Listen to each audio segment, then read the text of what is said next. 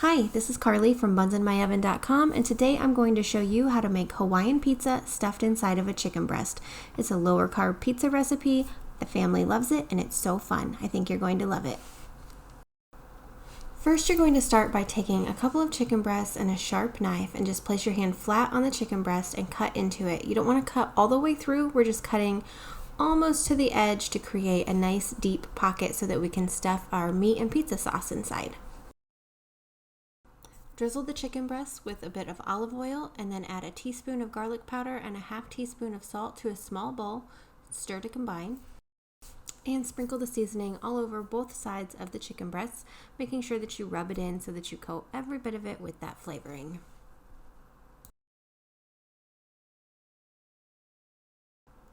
Next, you'll stuff each chicken breast with a 1/4 cup of mozzarella cheese and 2 slices of Canadian bacon. You could also use deli sliced ham if that's what you have or prefer.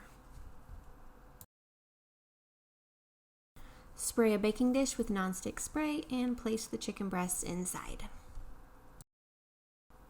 And then spoon about 2 tablespoons of pizza sauce over each chicken breast. You can use homemade pizza sauce or pizza sauce from a jar. Whatever you have or prefer will work perfectly.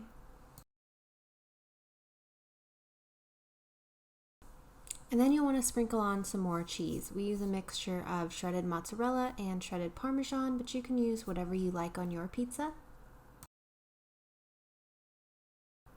And of course, the most controversial pizza ingredient of all time, pineapple. We put 2 slices on each piece of chicken, but you can do as little or as much as you like.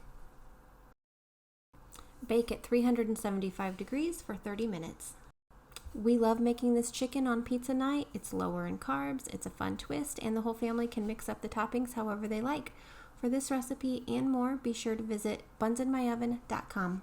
Thanks for watching.